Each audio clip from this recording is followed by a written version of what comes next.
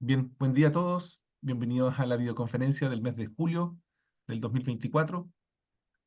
Eh, por hoy día tenemos a un excelente presentador, ¿no es cierto? Debe ser dentro de nuestros top 1 o 2 por ahí, ¿no es cierto?, el número de asistentes. Así que agradeciendo siempre al doctor Felipe Castro su gentileza de presentar durante las videoconferencias y siempre sus presentaciones son muy educativas, así que yo creo que no deberían perdérsela. Tienen que estar atentos, ¿no es cierto? Durante la presentación van a haber preguntas que trataremos de ir contestando junto con la doctora Rosso. Y el tema del día de hoy es sobre estados epilépticos no convulsivos. Vamos a revisar varios casos clínicos. Así que muchas gracias, Felipe. Oh, muy buenos días, muchas gracias a la doctora Rossi y al doctor Vive por la oportunidad de presentar junto a todos los colegas, en particular a los colegas de atención primaria. Bien, gracias, muy amable. Ustedes ya han conversado probablemente en otras videoconferencias extensamente sobre el estatus epiléptico convulsivo, ¿ya? Esto es aquel estatus epiléptico que tiene manifestaciones eminentemente motoras tónico-clónicas, tónicas generalizadas, clónicas generalizadas, etcétera, ¿ya? Y probablemente todas las pautas de manejo que ustedes han visto, los han visto en relación al estatus que es eminentemente motor. Pues bien, hoy vamos a conversar de un tipo de estatus que es un poco distinto, que tiene otras manifestaciones clínicas, pero que aún así es urgente, puede dejar secuelas importantes, por lo tanto es importante que ustedes sepan reconocerlo al menos, y reconocerlo, sospecharlo y eventualmente saber qué hacer en la etapa de sospecha. ¿Se escucha correr bien? ¿Sí?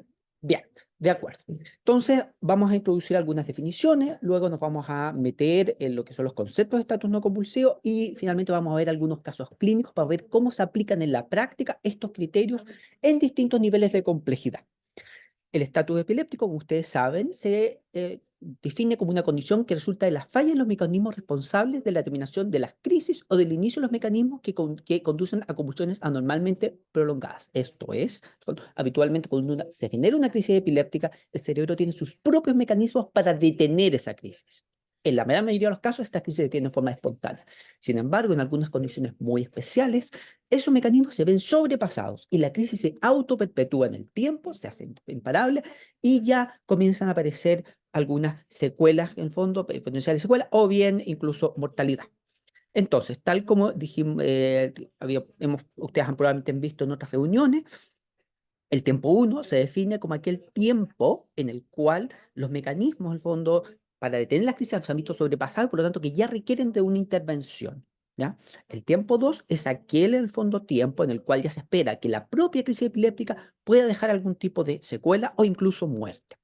Los tiempos de 1 y tiempo 2 son distintos del tipo de estatus. ¿Ya? Para el estatus convulsivo, o sea, aquel estatus que tiene manifestaciones eminentemente motores, se estima que el tiempo 1 son 5 minutos, a los 5 minutos yo ya tengo que actuar, ¿ya?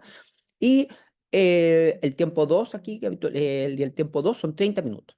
En cambio, para el estatus que no es eminentemente motor, los tiempos son un poquitito más laxos, son un poquitito distintos. Aún así, requiere de un diagnóstico y de un tratamiento oportuno. Bien. Nuevamente, entonces, recuerden que los tiempos en que la crisis se autoperpetúa y los tiempos en que la crisis ya puede comenzar a dejar daño, en el caso de los estatus no convulsivos son un poco distintos, ¿ya? Y por lo tanto también el abordaje es un poco distinto, aun cuando igual es importante diagnosticarlo. De estatus epiléptico convulsivo, yo supongo, Reinaldo, que ya han conversado extensamente en distintas reuniones, que ya son todos expertos en eso. Hoy nos vamos a meter en un tipo de estatus un poco distinto. Tal como les he dicho ya en esta presentación, entonces tenemos los estatus se pueden clasificar de distintas formas, pero para efecto de esta presentación, muy simple, convulsivo, eminentemente, con manifestaciones eminentemente motoras que son evidentes.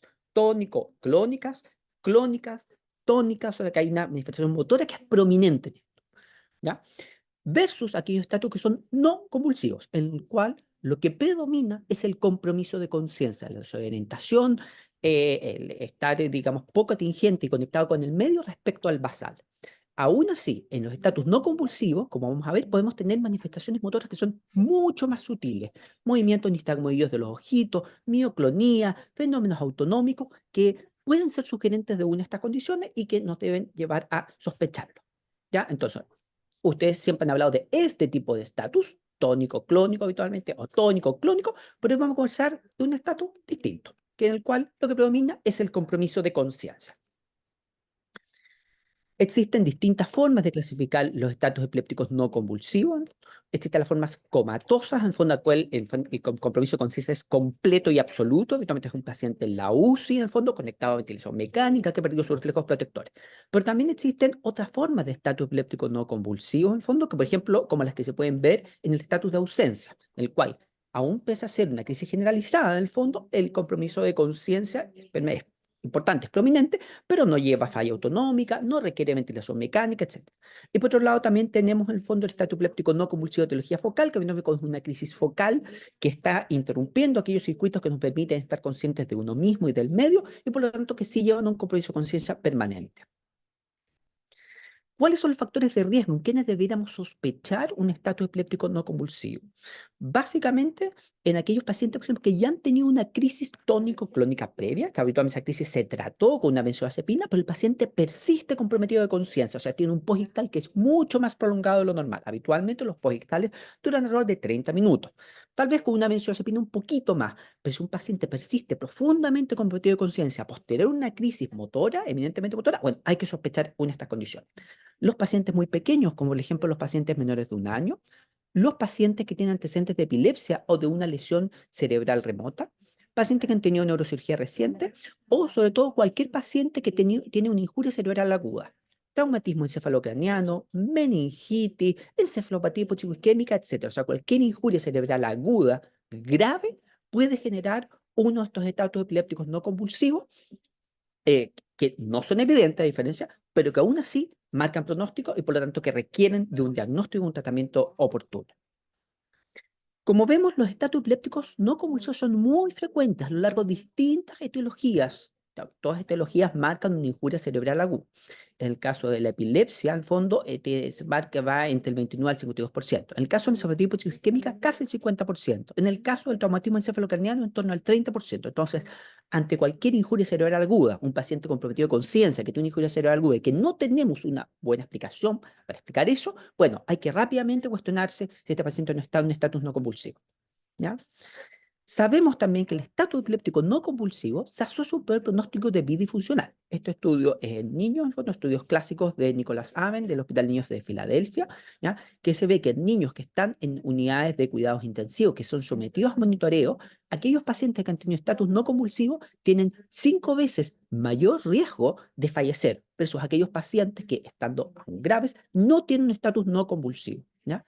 Y tienen 17 veces mayor riesgo de tener un peor pronóstico funcional, o sea, de quedar con secuelas, ¿ya? Por lo tanto, esta es una condición que sí marca pronóstico y además, en el fondo, es una condición que es eventualmente que sí impacta el manejo de los pacientes. Cuando uno diagnostica el estatus no convulsivo o hace un electro, uno puede modificar los tratamientos antiepilépticos, puede descartar aquellos episodios que parecen ser crisis, pero tal vez no lo son, o puede apurar la solicitud de neuroimagen. O sea, esta es una condición en la cual nosotros podemos intervenir y podemos modificar, ¿ya? Em, Nuevamente, ¿cuáles son los síntomas sugerentes de estatus no convulsivo? Eh, Aquí les puse como un iceberg, es como una pirámide, pero invertida en este caso. Recuerden, el estatus epiléptico convulsivo es eminentemente motor. Tónico generalizado, clónico generalizado, etc. O sea, hay una manifestación motor que es evidente. Acá no. Aquí lo que tenemos es un compromiso de conciencia, habitualmente de etiología no clara, o un compromiso de conciencia posterior a una crisis convulsiva, o bien un compromiso de conciencia que simplemente no sabemos por qué, no tenemos la causa. Y esto es lejos lo más frecuente, el 82%, aquí lo más grande del iceberg es el compromiso de conciencia. Otros pacientes podrían eventualmente debutar con trastorno de lenguaje nuevo adquirido. Otros pacientes con manifestaciones motoras un poquito más sutiles. Por ejemplo, mioclonía, vamos a ver ahí algunos videos. Alteración del comportamiento, ansiedad, agitación, delirium, signos estapiramidales, etcétera. ¿Ya? Pero lejos lo que yo quiero que se acuerden es por lo menos del compromiso de conciencia, del compromiso de conciencia y de algunas manifestaciones motoras un poquitito más sutiles. ¿Ya? En los niños, en el fondo, como dijimos anteriormente, en particular puede ser súper sutil. O sea, puede ser un paciente a lo mejor que puede partir con manifestaciones motoras, como por ejemplo ataxia, mioclonía, movimientos anormales, o sea, una dificultades en su contacto en el fondo o en su atingencia con el medio, ¿ya? Los estatus epilépticos no convulsivos, que dijimos, pueden ser netamente electrográficos, o sea, solamente ser detectables mediante un electroencefalograma, pero también pueden ser electroclínicos, o sea, en el fondo que pueden tener manifestaciones clínicas sutiles. Y destaco la palabra, aquí no es, lo que predomina no es la manifestación motora evidente, como el estatus tónico-clónico, sino que es la manifestación sutil, ¿ya? Dentro de las descargas dentro de las crisis electroclínicas, habitualmente tenemos un patrón electroencefalográfico característico. Yo entiendo que esta clase no es para epileptólogos, para especialistas en electro, pero quiero que sepan, colegas, del fondo, que aquí tenemos un patrón electroencefalográfico que es relativamente característico y que está asociado en el tiempo, que es concomitante a algunas manifestaciones clínicas sutiles. Por ejemplo, este paciente, dígame si se ve, paciente que está conectado a ventilación mecánica grave y que tiene en forma periódica estas mioclonías de las extremidades inferiores. En ocasiones pueden ser rítmicas, pero en otras ocasiones pueden ser menos rítmicas. En el fondo, que básicamente lo que hace el paciente es desviar aquí el P cuando rebota en forma interna, ¿ya? Y también. En otros casos pueden ser también manifestaciones sutiles oculares, ya que un paciente tiene una desviación mantenida de los ojos hacia la izquierda, con estos movimientos nistagmoides también, esta fase rápida, nistagmo que va hacia la izquierda. Vemos que esta paciente está con propia de conciencia y tiene estas manifestaciones oculares sutiles, ¿ya? No hay aquí una manifestación motora evidente, clara, tónica, clónica, etcétera, ¿ya? Pero esta paciente está con propia de conciencia, tiene estas manifestaciones oculares sutiles y por lo tanto ya eso debería hacernos levantar la sospecha. Vamos a ver posteriormente algunos ejemplos. Existe una terminología de la Academia Americana de Neurofisiología Clínica para evaluar en el fondo todos estos electroencefalogramas de los pacientes en estatus epiléptico no convulsivo, ¿ya? Y que está hecha principalmente basado en algo que se llaman los criterios de Salzburgo-Londres, ¿ya? Que se hizo a través de un consenso entre colegas especialistas de la ciudad de Salzburgo en Austria y los colegas de Londres, donde se invitó a distintos expertos mundiales para definir cuáles son los criterios clínicos y electroencefalográficos de estatus no convulsivo. En general, entendemos por crisis electrográfica, en el fondo, aquella actividad epileptiforme generalizada que se mantiene por más de 10 segundos a una frecuencia de más de 2,5 Hz. Vamos a ver después algunos ejemplos. Esto no es lo más importante de la presentación, pero solamente quiero que sepan que existen criterios electroencefalográficos claros, en el fondo, para las personas que interpretan esto, ¿ya? O bien, en el fondo, un patrón, lo que nosotros llamamos un patrón evolutivo. Esto es una actividad habitualmente delta o teta rítmica, ¿ya? Que se va extendiendo en morfología, distribución, voltaje, o sea que va adquiriendo ciertas características evolutivas que van cambiando a lo largo del tiempo, por menos de más de 10 segundos. Y por otro lado tenemos crisis electroclínicas, en el fondo son aquellas crisis en donde aparte del patrón electroencefalográfico, tenemos en forma simultánea manifestaciones clínicas habitualmente sutiles. Y que cuando yo hago una prueba terapéutica con antiepilépticos, esas manifestaciones se suprimen, ¿ya? Esa es otra forma de diagnosticar también crisis electroclínica. Entonces, nuevamente, ¿cuándo sospechar? Ya lo hemos dicho varias veces en el fondo, ante cualquier paciente que tenga en el fondo manifestaciones clínicas básicamente de la esfera cognitiva o de su nivel de conciencia, síntomas cognitivos, cambio de comportamiento, déficit de lenguaje adquirido, estamos hablando de un paciente que tiene lenguaje numérico y que lo perdió, desviación ocular, como la que les mostré antes, nistagmo, movimientos en el fondo faciales, distales, de lengua, hipodifusión autonómica. ¿Ya? Ante cualquiera de esos pacientes, un paciente que está comprometido de conciencia y que no sabemos la etiología, o bien que el paciente tuvo una crisis epiléptica tónico-clónica generalizada y que después de eso quedó con estas manifestaciones, o bien que tiene una lesión neurológica aguda, TEC, meningitis, encefalotipo isquémica, etcétera. Bueno, y rápidamente tenemos que nosotros ser capaces de sospechar esto, ¿ya? Y muchas veces esto requiere electroencefalograma. Entiendo que en muchos de los lugares de Chile no existe un electroencefalograma siempre, ¿ya? Y bueno, ahí vamos a dar algunas alternativas que qué es lo que podemos hacer cuando no contamos con este recurso en forma oportuna. Bien. Bueno, y el posictal. Muchas veces ocurre que llega el paciente, tiene una crisis tónico-clónica generalizada, la gran mayoría, el 90% de los casos, estas crisis se detienen en forma espontánea, el paciente ingresa a la urgencia o ingresa al SAPO, etcétera, ingresa en estado post-ictal. Y muchas veces a los pacientes llega y se les administran benzodiazepina, incluso estando en post-ictal. Desde mi perspectiva, ya muchas veces eso no tiene mucha racionalidad, pero lo que uno hace más bien, en el fondo, es prolongar el post-ictal. Entonces, aquí tenemos que ser bien finos entre decir, ok, cuando sospechamos estatus no convulsivo, pero también decir, bueno, cuando esto ya no es estatus no convulsivo y por lo tanto ya no requiere un tratamiento urgente, ¿ya? Entonces, ojo con, el fondo, estar sobretratando los posictales, ¿ya? Recordemos que la gran mayoría de los casos, las crisis epilépticas se dan de forma espontánea, se pasan solitas, luego sigue un posictal de 20 a 30 minutos y luego el paciente recupera la conciencia. Entonces, ojo con diferenciar claramente lo que es estatus no convulsivo de lo que es un estado posictal. El estatus no convulsivo requiere un diagnóstico, habitualmente un tratamiento oportuno. En cambio, el posictal, habitualmente, nada. Se deja el paciente duerma tranquilo y se recupera, ¿no? Y no, ya no requiere administración de benzodiazepina. Entonces, nuevamente, ¿cuándo sospechar? Compromiso de conciencia y no tenemos una mejor causa y hemos descartado todas las causas metabólicas o estructurales más obvias, por ejemplo, una hipoglicemia, una hipocalcemia, una hiponatremia, el paciente no tiene ninguna causa metabólica transitoria evidente, no está intoxicado y aún así está comprometido de conciencia. O bien el paciente sigue comprometido de conciencia post-crisis convulsiva, o bien el paciente sigue comprometido de conciencia, está comprometido de conciencia en el contexto de una patología neurológica aguda grave, un accidente cerebrovascular hemorrágico, una meningitis, un TEC. Entonces, ante cualquier condición, nosotros tenemos que sospechar rápidamente estatus no convulsivo, ¿ya? Hacer un electroencefalograma y eventualmente hacer una prueba con fármacos antiepilépticos. Nuevamente, yo sé lo que muchos colegas me van a decir, oiga, el electro no siempre está disponible y ahí vamos a conversar algunas alternativas eventuales de qué es lo que se puede hacer. ¿Ya? Como les dije anteriormente, los criterios, en el fondo, para diagnosticar estatus epiléptico no convulsivo están definidos, súper definidos en un consenso que es el de Salzburgo-Londres. Esto es algo que es más de especialista, pero tienen que saber que existe, ¿ya? Y que hay algunos criterios que a nosotros nos permiten decir qué pacientes están en estatus y qué pacientes no están en estatus.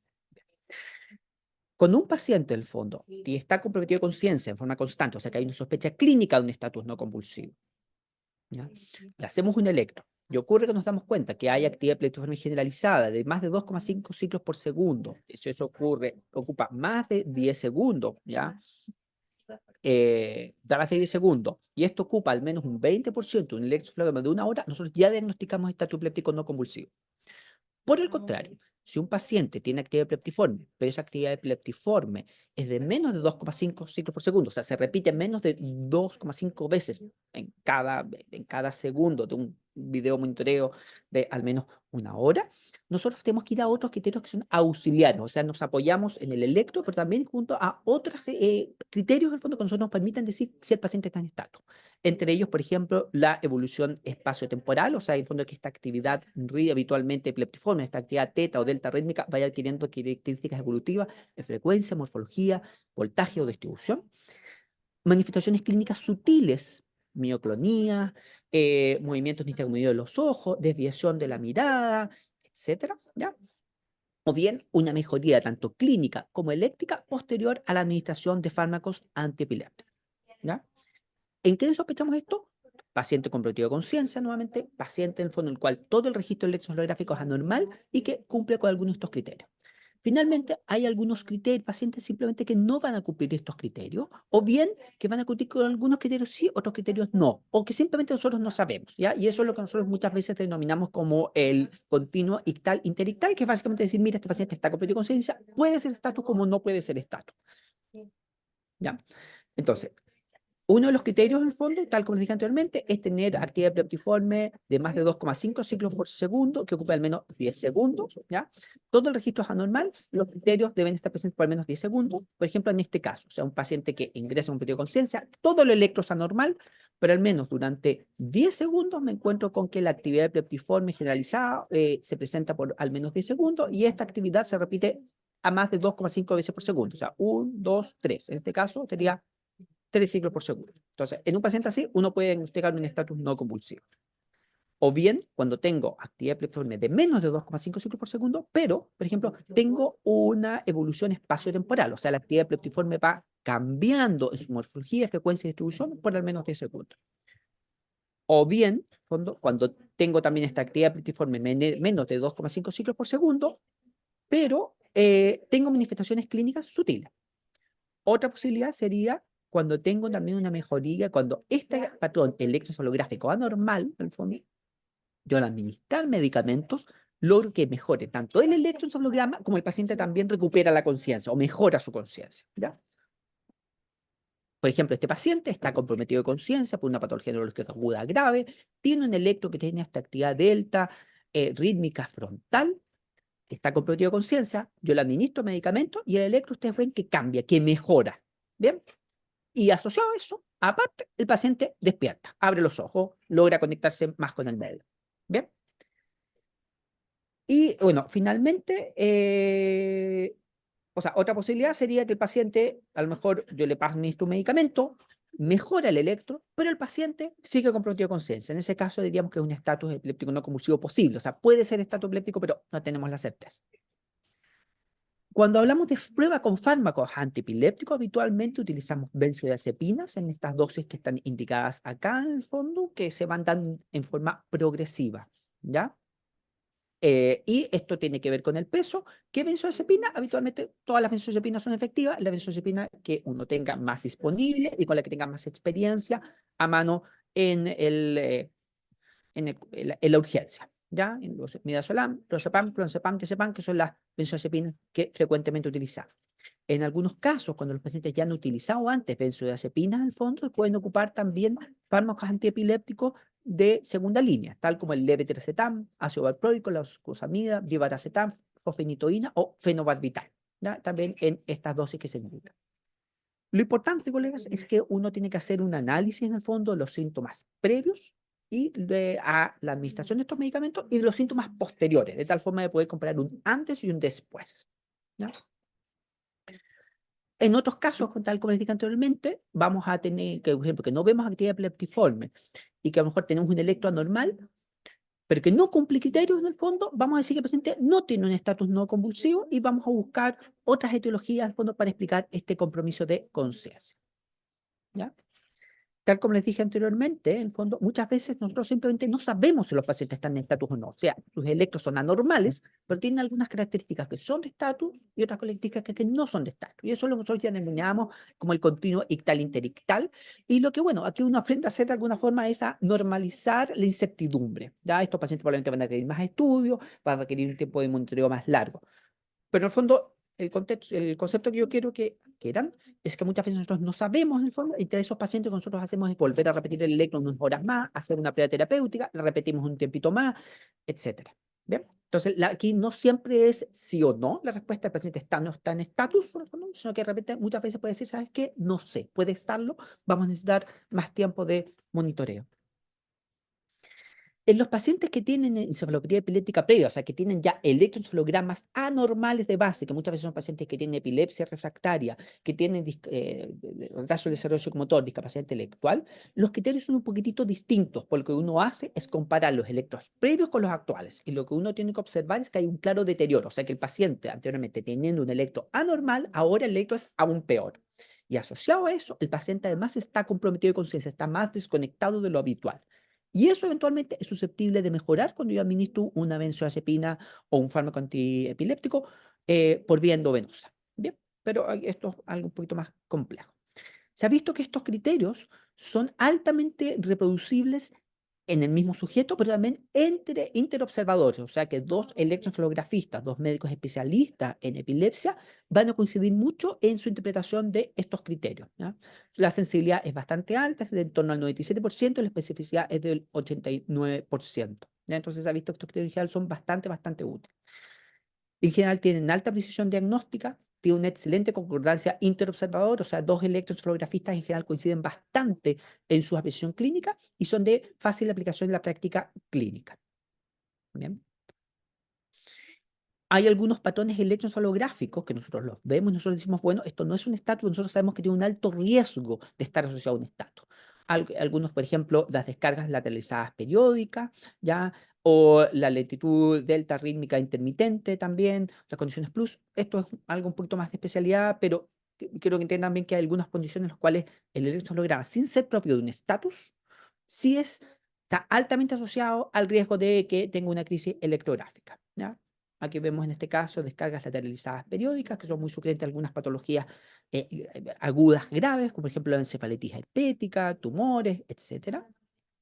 O por ejemplo las descargas generalizadas, descargas periódicas generalizadas, que son también propias de encefalopatías difusas, graves, como por ejemplo la encefalopatía hipoxiquémica, ¿ya? o, por ejemplo, los BERTs. Pero ahora, ¿cuánto tiempo tiene que durar el electroencefalograma? El electroencefalograma, ya, habitualmente sabemos que con 24 horas nosotros somos capaces de descartar el 95% de las crisis, de las crisis electrográficas, estatus epiléptico no convulsivo. ¿Ya? O sea, no, en 24 horas diagnosticamos la mayor cantidad de crisis. ¿Ya? Después de eso, en el fondo, ya el rendimiento va cayendo progresivamente. La gran mayoría de los casos se detectan con 24 horas. Ahora, existen algunos scores clínicos que nos permiten decir qué paciente tiene mayor riesgo de hacer un estatus no convulsivo, ¿ya? Entre ellos, en el fondo, por ejemplo, de tal forma que mientras más criterios uno va juntando, la chance de tener crisis, en el fondo, de electrográfica, o sea, crisis solamente detectables mediante el electroencefalograma es mayor. Entre ellos, por ejemplo, aquellos pacientes que tuvieron una crisis convulsiva previa, ¿ya? Aquellos que tienen actividad epileptógena presencia de modificadores plus en el electro, presencia de patrones periódicos, etc. ¿Bien? Ahora, tal como les dije anteriormente, colegas, ¿no? Muchos de ustedes, yo entiendo que no tienen electroencefalograma en forma urgente, en forma inmediata, donde trabajan. En caso de sospechar un estatus no convulsivo y de no tener acceso a esto, yo creo que algo que parece razonable, en el fondo, es sí utilizar el fondo benzodiazepinas, pero hacer un análisis del antes y después.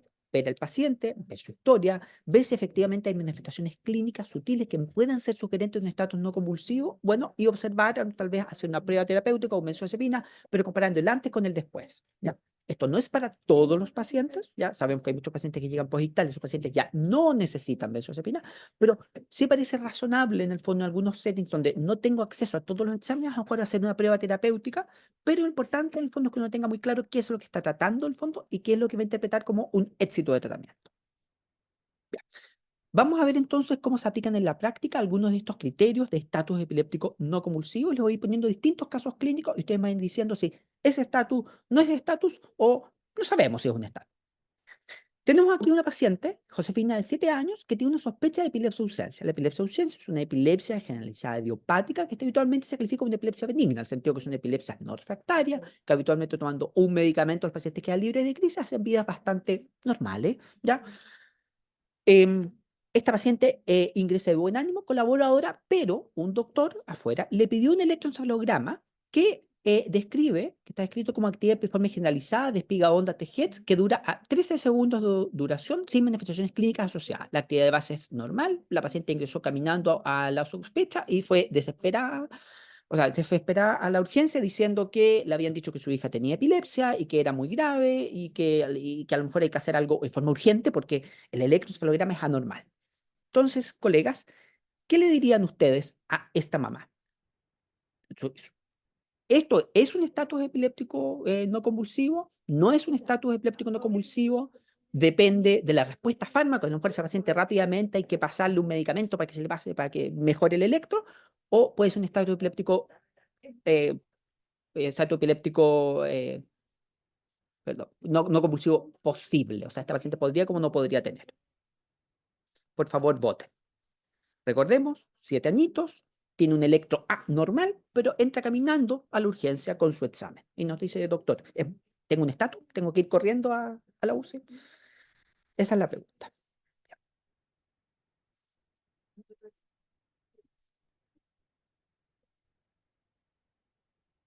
El paciente que entra de buen ánimo, colaboradora, hablando, nos cuenta lo que le pasa, pero tiene un electro normal, básicamente. Ese es el concepto. De un electro también que está descrito como con...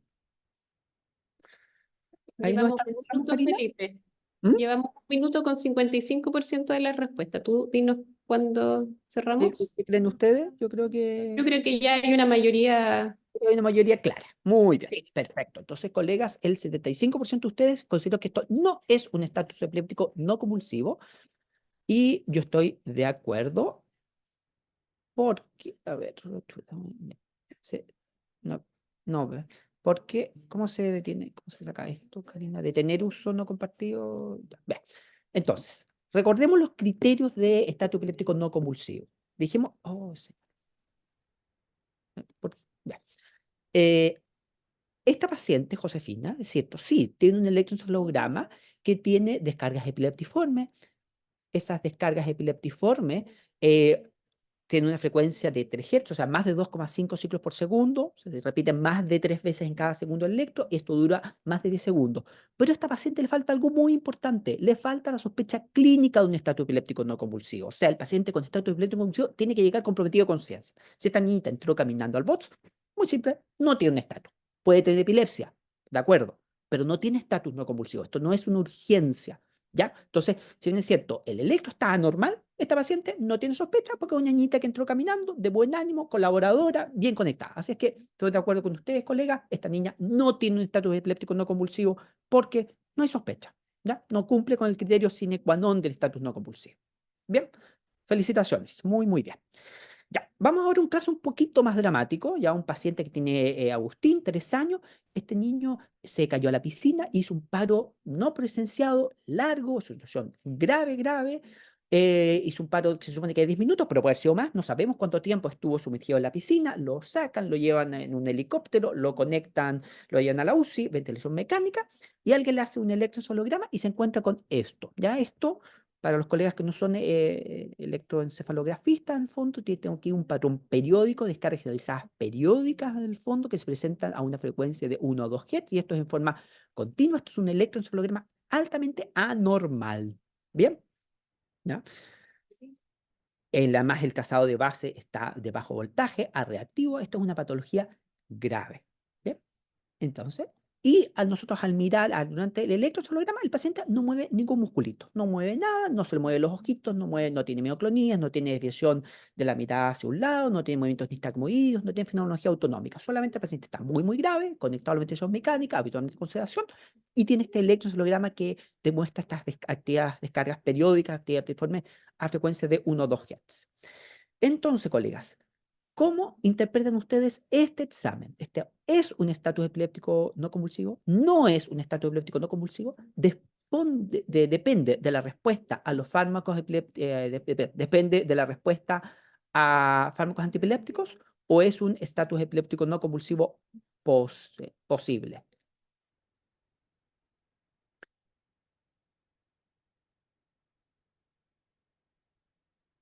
Recordemos, el paciente está grave, ingresó con una patología, en el fondo, una encefalopatia isquémica, llegó a conectarse a electroencefalograma. El electroencefalograma demuestra esta actividad epileptiforme continua en el tiempo, eh, pero no tiene manifestaciones clínicas evidentes.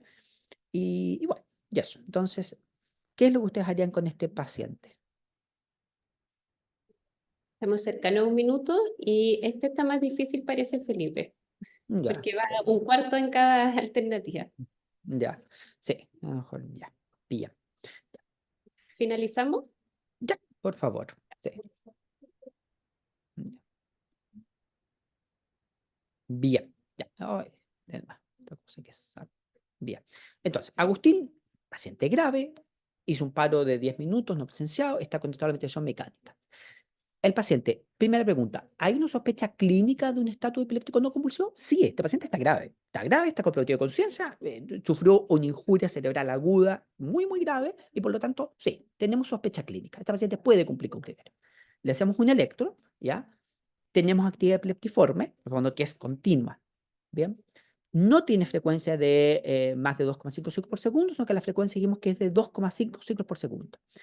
Dado que la frecuencia es de menos de 2,5 ciclos por segundo, tenemos que buscar en el fondo otros criterios que nosotros nos apoyen esta posibilidad. Entre ellos tenemos la evolutividad espaciotemporal, o sea, la actividad epileptiforme va cambiando su frecuencia, morfología y distribución, no es el caso.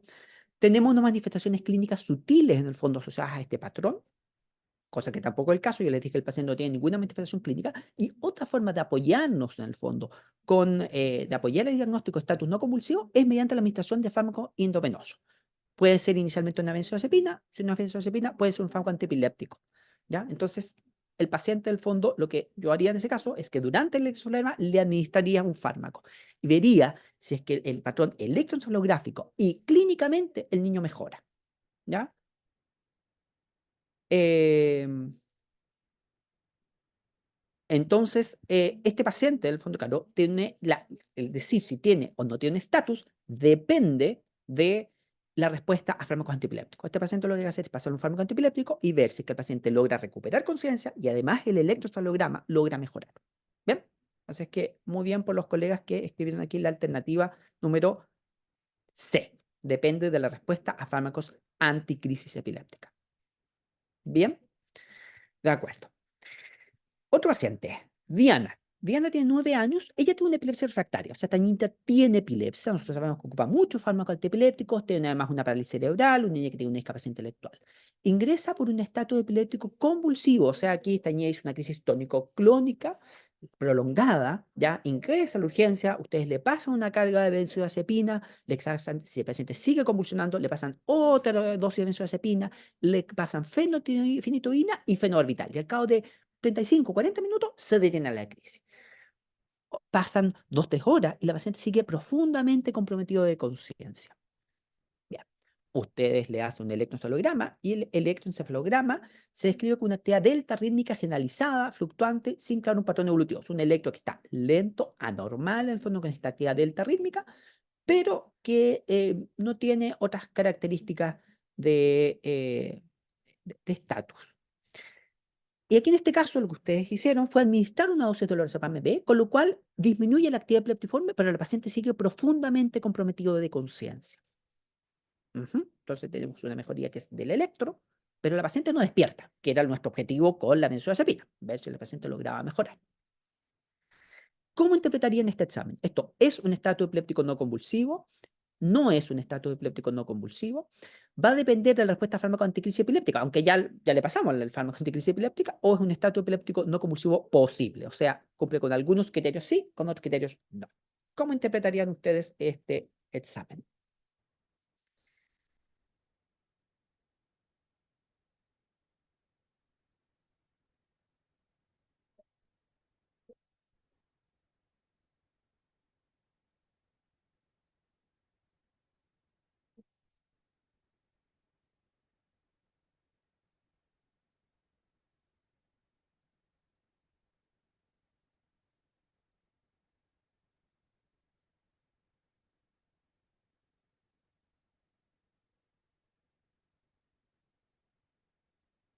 ¿Estamos, Karina, o no?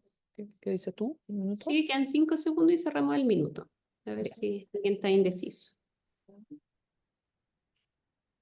Ya, cerramos. Gracias. Bien. Aquí el 54% de los colegas dijo que esto es un estatus epiléptico no convulsivo posible y yo estoy de acuerdo. Muy bien. Felicitaciones. ¿Ya? Vamos a analizar el caso de acuerdo a los criterios de Salzburgo-Londres. ¿Tenemos aquí sospecha clínica de un estado epiléptico no convulsivo? Sí, absolutamente. Esto dijimos que es una paciente que está comprometida de conciencia, que tuvo una crisis tónico-clónica generalizada y que posterior a eso sigue comprometida de conciencia. O sea, yo creo que aquí sí hay una sospecha clínica de un estatus no convulsivo. ¿Ya? Actividad epileptiforme no hay en el electro, ¿ya?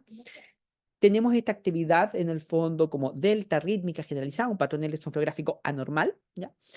Y lo que dijimos en este caso, en el fondo, es que le administramos fármacos antiepilépticos y la paciente, es cierto, el electro se volvió menos anormal, la paciente sigue comprometida de conciencia. O sea, no hemos logrado nuestro objetivo de que ella recupere la conciencia, ¿ya? Por lo tanto, esta paciente caería en esta categoría. O sea, es un estatus epiléptico no convulsivo posible. O sea, tiene algunas características que sí, otras cosas que no, y probablemente esta paciente va a requerir un monitoreo más largo o va a requerir de otro tipo de exámenes. ¿Bien? Bien. Vamos entonces ahora al último caso, un paciente ya adulto, Gustavo de 50 años, sufre un TEC muy, muy grave y tiene un edema cerebral severo. Ya este es un paciente grave, nuevamente, con un ventilador mecánico, está crítico, ¿ya? Y se le realiza un electroencefalograma en que se describe estas descargas generalizadas periódicas a 1 o 2 Hz, ¿ya? Que tiene esta actividad rápida agregada. ¿Ya? Esto, recordemos que los signos plus son signos modificadores que nos dan más riesgo de estatus, ¿ya? Y que en relación a las descargas hace estos movimientos. No sé si se ven. El paciente está con los ojitos cerrados, de acuerdo, pero miren lo que hace con la boquita. Ya tiene estos automatismos bucolinguales, en el fondo, que los vamos a ver de nuevo.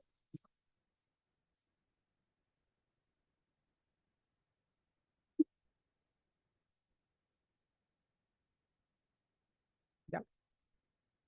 Entonces, colegas, ¿cómo interpretamos este examen? ¿Esto es un estatus epiléptico no convulsivo?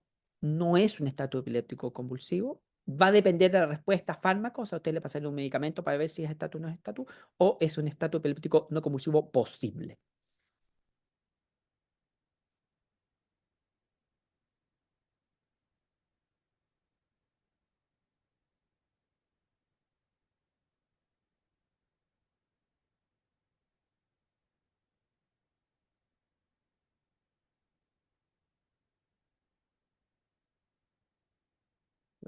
Perdón, esto es un error. No se llama Eliana la paciente, se llama Gustavo. Y tiene 50 años, bueno, por si acaso. Ya, para que no se confundan. O sea, error mío. Ya. Yo creo que aquí, Karina, hay una tendencia bien clara, ¿no? Sí, sí, finalizamos entonces. Yo creo que aquí la tendencia es súper clara. Muy bien, colegas, excelente. Esto, estoy de acuerdo. El 69% de ustedes considero que esto es un estatus epiléptico no convulsivo. ¿Ya? Nuevamente, vamos a ver los criterios. ¿Existe aquí una sospecha clínica de un estatus epiléptico no convulsivo? Absolutamente. Paciente grave, conectado a un ventilador mecánico, está profundamente comprometido de conciencia, tiene un edema cerebral severo, tiene una lesión neurológica aguda. O sea, tenemos varios elementos que nosotros nos permiten decir si este paciente tiene alto riesgo de estar convulsionando y de no tener una manifestación clínica motora evidente. ¿Bien? Tiene actividad epileptiforme, ¿de acuerdo? Esa actividad epileptiforme no alcanza una frecuencia de más de 2,5 ciclos por segundo, sino que es de, digamos, de 1 o 2 ciclos por segundo, ¿ya? Por lo tanto, nosotros tenemos que ir a los criterios auxiliares, nosotros tenemos que ir a apoyar esta actividad epileptiforme a otros criterios. En este caso, son las manifestaciones clínicas sutiles que están asociadas temporalmente, que son simultáneas a la actividad epileptiforme. En el caso de este paciente Gustavo, eran estos movimientos como automatismos bucolinguales. En otros pacientes, recordemos, pueden ser un parpadeo rítmico, movimientos nistagmoideos de los ojitos, mioclonías sutiles de las extremidades. O sea, todas esas cositas nosotros nos tienen que hacer sospechar. Así es que este paciente tiene manifestaciones clínicas sutiles, por lo tanto, cumple con un criterio de un estatus epiléptico no compulsivo. ¿Bien? ¿De acuerdo? ¿Ok? Entonces, si bien es cierto, una convulsión se define como aquella manifestación aquella crisis epiléptica de manifestación eminentemente motora, para efectos de esta presentación, uno puede tener en el fondo una crisis motora sutiles, manifestaciones súper sutiles, y aún así ser crisis. ¿Ya? Ya. Así que, colegas, en resumen, el estatus epiléptico es una condición frecuente y grave. Yo les mostré que cuando un paciente tiene una lesión neurológica aguda grave, su riesgo de tener un estatus no convulsivo es alto, 20, 30, 40, 50%. Bien, bueno. Hay que tener un alto grado de sospecha clínica. ¿Por qué? Porque aquí las manifestaciones clínicas muchas veces no son evidentes, como no son en el caso de las crisis epilépticas convulsivas. Además, porque los pacientes están muchas veces comprometidos de conciencia, conectados a un ventilador mecánico, pseudoparalizados. Entonces aquí uno tiene que tener un ojo mucho más agudo. ¿En quiénes sospechar? En aquellos pacientes que están comprometidos de conciencia, que yo no tengo la causa, no tengo una etiología clara. Aquel paciente que evoluciona comprometido de conciencia posterior a una crisis convulsiva, o sea, paciente que tuvo una crisis convulsiva y el posictal fue muy prolongado, el paciente no despierta, bueno, rápidamente sospechar un estatus no convulsivo, o aquellos pacientes que tienen injurias cerebrales agudas, TEC, meningitis, encefalopatia hipoxicoisquémica, cualquier injuria cerebral aguda puede provocar un estatus epiléptico no convulsivo. Del punto de vista del manejo del médico, tal vez que trabaja en una urgencia, en un SAPU, ¿ya? Yo entiendo que lo ideal siempre está en electro, obviamente, pero entiendo que ese recurso no siempre está y que a lo mejor el paciente, ustedes saben que van a tener mucha dificultad accediendo a un electroencefalograma simultáneo, ¿ya? Y en esos casos, mi persona a mí, en el fondo, es que ustedes pueden hacer una prueba terapéutica con fármaco anticrisis, o sea, una benzodiazepina, ¿ya? Pero lo que yo les voy a pedir, colegas, es que siempre hagan un análisis en el fondo de decir, ok, este paciente está en posictal o efectivamente yo tengo una firme sospecha de que hay un estatus no convulsivo. O sea, que hay un análisis antes y después y ver en el fondo cuando yo administro medicamentos qué es lo que yo espero que cambie, qué es lo que yo voy a interpretar como una mejoría. ¿Ya? Tiene que haber una ponderación adecuada de los riesgos-beneficios de las benzodiazepinas, o sea, que no es muy claro, ok, si el paciente está con una depresión respiratoria, ¿qué benzodiazepina le voy a pasar? ¿Cuál es la posibilidad efectivamente que esta benzodiazepina haga que el paciente despierte? ¿Ya? Y lo otro, colegas, que se los pedimos así como De todo corazón, es que muchas veces en el fondo, claro, no, si un paciente está post-ictal, o sea, el paciente tuvo una crisis epiléptica, después de la crisis epiléptica, el paciente quedó con sueño, somnoliento, cansado, agotado, ya, pero no hay una sospecha clínica de un estatus epiléptico no convulsivo, la benzodiazepina ya no es necesaria, porque lo único que van a hacer en esos casos es más bien como prolongar el post-ictal y el paciente va a estar comprometido de conciencia más tiempo del necesario, ¿ya? Así que muchas gracias por su atención y abiertos a sus preguntas. Súper bien. Muy, muy agradecido, Felipe, por mostrar todos los escenarios de los pacientes que están con estado epiléptico, ya sea definitivo o posible. ¿Ah? Así que no, muy, muy ordenadito todo, quedó súper, súper claro. Yo quiero partir con una pregunta que es la misma que apareció por el chat. Felipe, ¿nos podrías dar unas recomendaciones prácticas en el fondo que decirle a los cuidadores en el post-ictal cuándo acudir al servicio de urgencia? Que en el fondo ahí la pregunta que pusieron en el chat también es ¿cuánto rato sería como aceptable para un post-ictal? Súper buena pregunta, Karina, muchas gracias. Bueno, tal como les dije anteriormente, en el fondo posterior a una crisis convulsiva, que es la crisis que todo el mundo tiene en su mente, que es más fácil de reconocer en el fondo habitualmente, el posictal dura de alrededor de 20 a 30 minutos. En esos 20 a 30 minutos muchas veces la gente trata de mantener al paciente despierto, lo mueve, no, no te quedes dormido, todo eso. Y la verdad es que eso no tiene mucha racionalidad, hay que poner al paciente en un lugar seguro, ya al fondo, cuidar bien de la vía aérea, en el fondo, recordar en el fondo que posterior a la crisis una persona puede vomitar, así que muchas veces lo lateralizamos en decúbito lateral derecho, ¿ya? Pero básicamente observarlo, dejarlo dormir. Dejarlo dormir durante 20 a 30 minutos, ponerlo en un lugar seguro, proteger bien la vía aérea, ¿ya? Cuidar que no se lesione, ¿ya? Pero si vemos que a los 30 minutos, 30, 40 minutos, el paciente no despierta, ¿ya? Sigue comprometido de conciencia. O bien, en el fondo, vemos en el fondo que los pacientes, los familiares ven que existen estas manifestaciones clínicas sutiles. Por ejemplo, el paciente estando posictal mantiene los ojos abiertos, tal vez con esta desviación o nistagmodía de los ojitos hacia un lado, hacia otro, o con estos automatismos sutiles en el fondo, ¿ya? Bueno, eso se debe hacer sospechar también que este paciente puede seguir en estatus no convulsivo, ¿ya? Así es que, en resumen, Karina, yo creo que posictal de más de 40 minutos, de 45 minutos, paciente que siga comprometido de conciencia, no despierta al cabo de 45 minutos, ¿ya? Consultar en servicio de urgencia. O bien paciente que durante el posictal permanece, por ejemplo, con los ojos abiertos, ¿ya? Y con automatismos tipo parpadeo, movimientos nistagmodios de los ojos, movimientos bucolinguales, bueno, alto nivel de sospecha, consultar.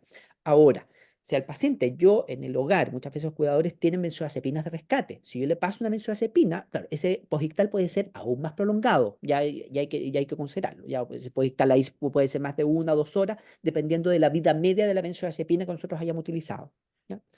No sé si quedó clara la respuesta. No sé si alguien quiere agregar algo.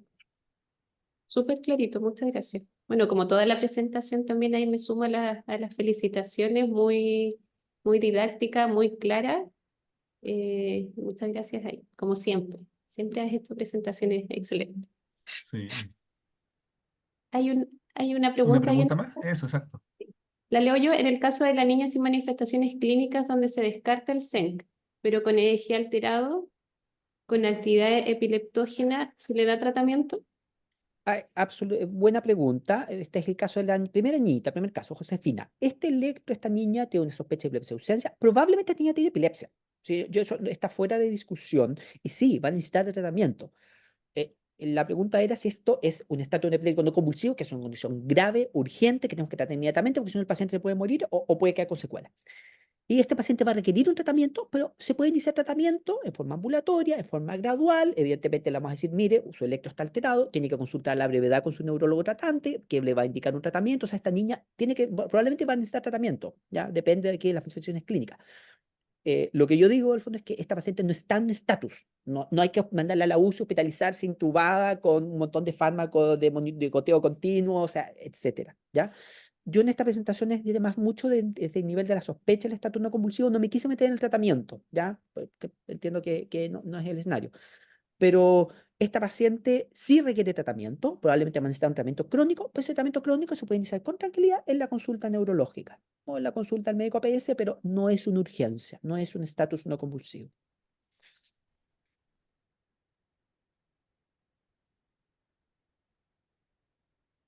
bien, ¿puedo aprovechar de preguntar yo algo?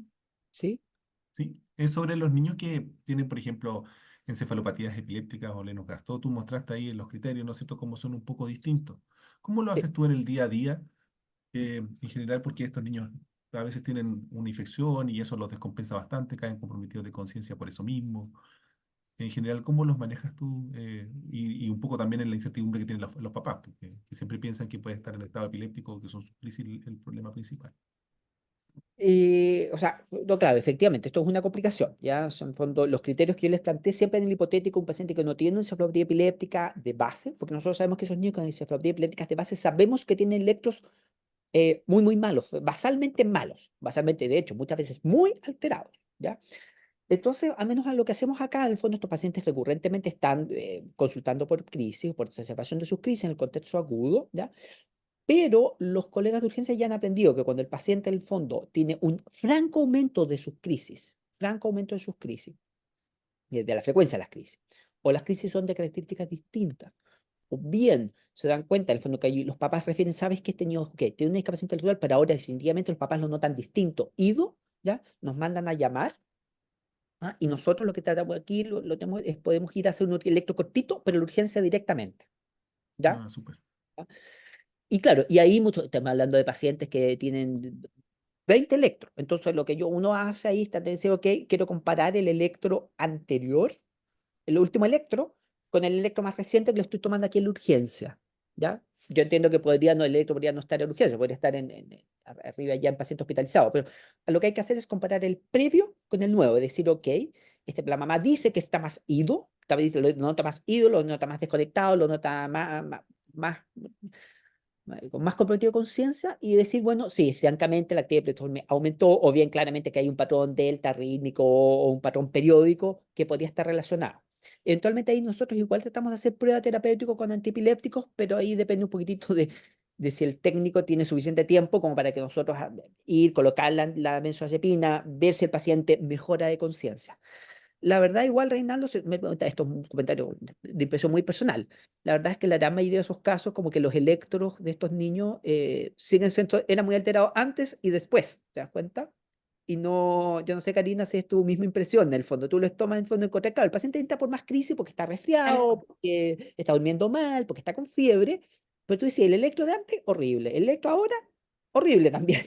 No sé, no sé, Karina. Entonces, rara vez me ha tocado a mí como diagnosticar estatus no compulsivo en estos niños con encefalopatía epiléptica no convulsiva. Claro, existe algo que se llama estatus mioclónico, encefalopatías no progresivas, propio de los niños con síndrome de Angelman o con síndrome de Wolf-Hirschhorn, por ejemplo, en que, claro, ahí claramente uno ve que hay una disminución clara del nivel de conciencia, pero la verdad es que muchas veces son cosas tan sutiles. Y, no sé, Karina, ¿cuál es tu impresión?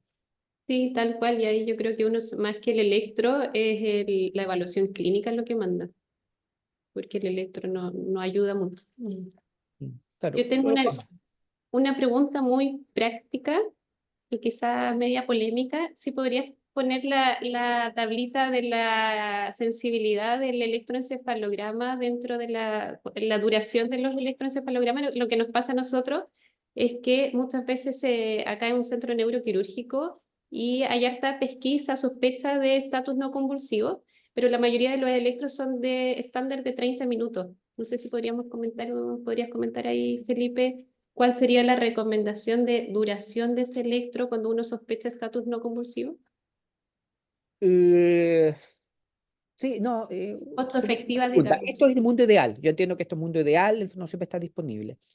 Lo que nosotros hemos propuesto, en el fondo, eh, para la guía de monitoreo que vamos a discutir probablemente en la reunión de este mes, en el fondo, es que el electroencefalograma, en el fondo inicial, debe durar 2 horas. ¿Ya? Es una propuesta. Entonces, al cabo de esas 2 horas, hay que tener ya contar como primer como reporte del médico neurofisiólogo que se tiene que contactar con el médico de la UCI y decirle, mira, este patrón es compatible con estatus no convulsivo, o bien, ¿sabes qué? Vamos a hacer una prueba terapéutica con una benzodiazepina, ¿ya? Y a las 2 horas, del fondo, uno ya debería como tomar una decisión. Ok, si no es estatus, ok, se acabó, ¿ya? Se acabó el electro, pero si es estatus definitivo o estatus posible, bueno, ver la posibilidad de extenderlo por al menos 24 horas más, ¿ya? Yo no sé si están de acuerdo. Entonces, como que, pero las 2 horas en resumen, 2 horas y a las 2 horas como que cortar el queque, un poquitito eso, en el fondo, ¿ya?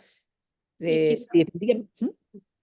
y quizás ahí que el electroencefalograma de rutina de 20, 30 minutos de urgencia se nos pueden escapar hasta la mitad de los estatus no convulsivos. En el fondo, si es que persiste la sospecha clínica, volver a repetirlo, porque no en todas partes yo creo que está la disponibilidad de electro de 2 horas.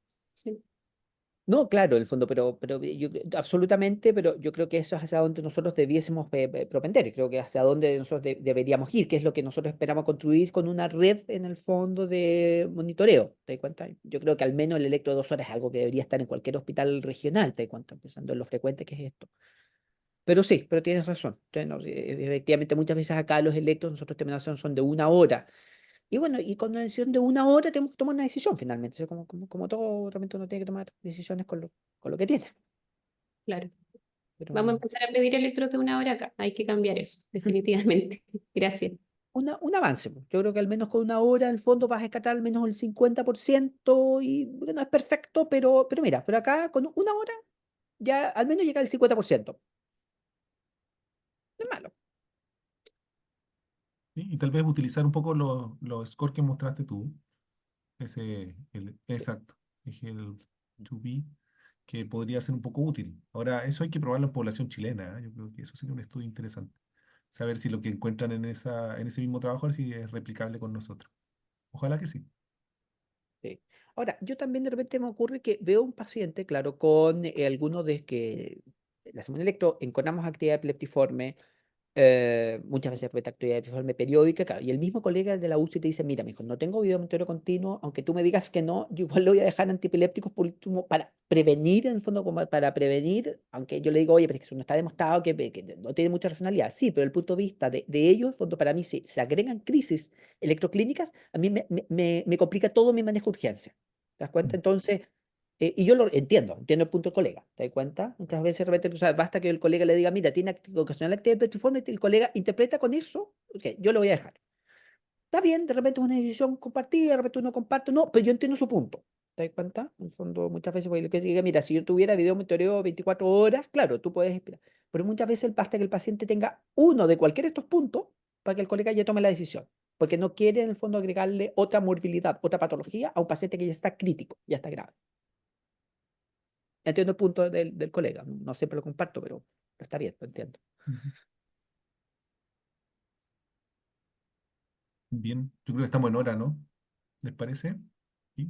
Y dejemos descansar un poco a Felipe, porque seguramente tiene policlínico y todo ahora, así que... sí. Bien, muy agradecido, ¿ah? Excelente presentación. Creo que se tomaron puntos desde lo más básico, era la atención primaria, ¿no es cierto?, cuando sospecharlo, todo. Y llegamos hasta lo más específico, así criterios de electroencefalografía, como una presentación casi para los fellows de epilepsia, que tienen que saber cuándo o no diagnosticarlo eléctricamente. Así que súper, súper buena, muy, muy completa como siempre. Y yo creo que invitarlos siempre a las videoconferencias, tenemos una por mes, ¿no? Así que también están subiéndose todas a la página, si se dan cuenta ya está actualizada la página web de Red Crónicas, ¿no? de epilepsia. Y obviamente lo que vayan necesitando y si quieren aportar, ¿no es cierto?, en algún título o algún área de interés que quieran que desarrollemos más durante las videoconferencias, también bienvenido, ¿no? Muchas gracias, Felipe. Muchas gracias, Karina. Muchas gracias a todos por la atención y que tengan una muy buena semana. Mm. Muchas gracias. Mire, Chao, que yo estén bien. voy a poner solo un segundito aquí porque por las preguntas dónde se suben, ¿no es cierto?, las videoconferencias y todo el material que tenemos en el programa nacional, está acá abajo, ¿ah? En la invitación que les llega. Para saber más, visita y ahí abajito aparece Red Crónicas, ¿no? Para que lo tengan. Bien, cuídense mucho, que estén bien.